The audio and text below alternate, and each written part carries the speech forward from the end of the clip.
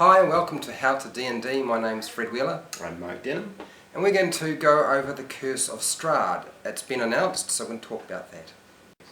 So the Curse of Strahd has been announced. What is it? It's a classic D&D fantasy horror, based for characters level 1 to 10. Set in the expanded land of Barovia Village, and the Castle of Ravenloft. It's written by Perkins, Tracy Hickman, and Laura Hickman, the authors of the original Ravenloft adventure, which was published originally in 1983. Additional contributors are Adam Lee, Richard Withers, and Jeremy Crawford. Players are pitted against the vampire count Strahd von Zarovich, which I'm sure you'll all love saying is a DM.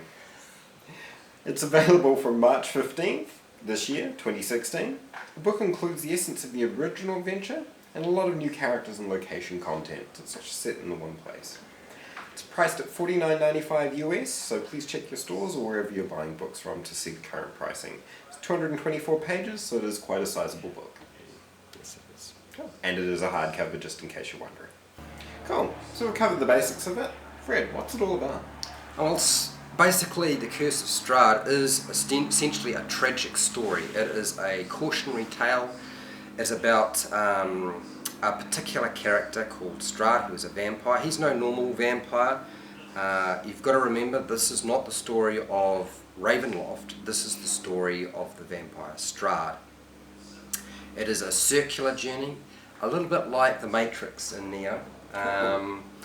So there have been multiple parties and adventurers who have faced Strahd, and the carnage and collateral damage just collects over the years. The Curse of Strahd has basically doomed the people of Barovia. It is a damned place. Its themes revolve around vampires being predators of women. It all sort of starts around a fortune teller called Madame Ava, and she sort of talks to them and gives them quests and missions, and eventually they wind up working for Strahd, and then she starts to give them warnings, mysterious warnings of the motives of this particular individual. And they will eventually have to fight him. Cool. Right, so we've covered the basics. Fred, we've had a few questions, so we'll go through and see what we've gotten about it. How long was the module in development for? Well, over 12 months. That's when I came across the draft. Cool, okay. Will the adventure be set in Forgotten Realms? It can be set in the Forgotten Realms, it can be set in Eberron, it could be set in your home world, it doesn't really matter. No, that's absolutely brilliant. How do the players enter Barovia? There's a number of different ways. There was only one hook for the original adventure. I believe they have now 4. So when you start off in a tavern, drinking and so forth, you get a letter and a message, and you get invited and you wind up travelling down some deserted road, come to a gate, and when you pass the gate there's a mist, and when you breathe the mist in, you can't leave anymore. Nice. Not without dying. So that's one of them.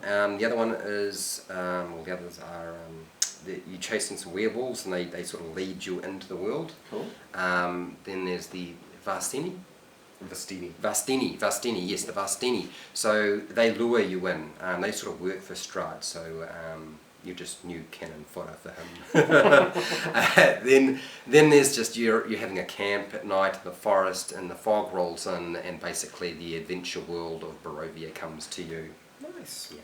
Very good. It was mentioned as only level 1 to 10, so why only levels 1 to 10? Okay, so this is a horror adventure, which is very different to any other type of adventure. Not every single room is going to have a trap, a monster, or a roleplay encounter, which means that less experience points are going to be awarded, which means fewer levels, which means you're only going to have an adventure that runs over fewer. It's not going to be as long, it's going to be 1 to 10. Although I wouldn't want to play the adventure at level 1 myself. We'll have to see what we can do about that. Will playing beyond 10 be possible then? Absolutely, and probably wise to play it at a higher level than a lower level. And minor alterations by the Dungeon Master to actually make it playable beyond that. Okay, cool. It is based on an existing module, so will it include the original Castle Ravenloft? Absolutely, it'll be there. Yep. Awesome. Great. Now the original map was a pretty complex isometric map.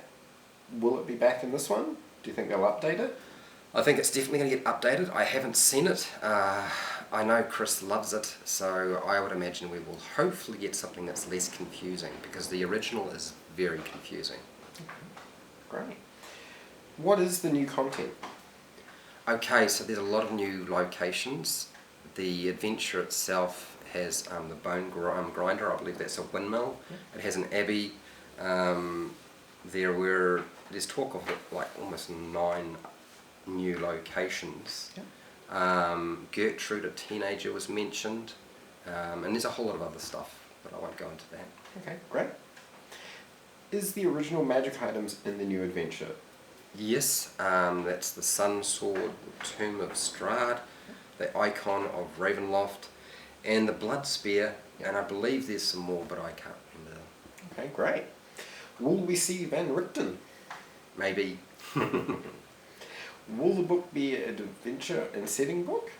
Yes, it's set up and it's organised really well. It's got a good layout, so it means you can run it as an adventure, or you could just use it as a setting book and have your own adventure situated in that land, in that world. Oh, that's great. Is Strahd going to be the only villain in the adventure? Unlikely. He will be the main villain, but there's certainly potential for the adventuring party to have other villains show up. I guess we'll see when the book comes out. Yeah. Great. So will the adventure keep the random mechanics that the original one had? Yes, that's what the Tarokka cards are for. Okay. They will randomise the location that the players come across Strahd, magic items, and Strahd's enemies. Okay, great. Yep. Okay. Will the Tarokka cards be available then? Yeah, they're going to be in the book themselves. In the book, you can get them from the book, so you won't be able to sort of like, we wouldn't want to cut mouse or anything like that, to photocopy it. But you can buy the physical cards from Gale Force 9. I think it's about $10 American. I have no idea what it'll be in New Zealand, but check out Amazon or the Book Depository. And it's 54 cards. They're all different. Great. Great to see. What's the artwork like? Because this is something that they've been continuing with 5th edition. There's a great tradition of great artwork. It's really, really good. You can see the front cover, and there's a lot of additional art that's been presented. It really sort of captures the darkness and the feel and the emotion of the adventure. I think people are going to be very surprised and pleased. Great. One question that always comes up with new modules: will there be new races, feats, anything like that within the book, do you think? I think it's extremely unlikely.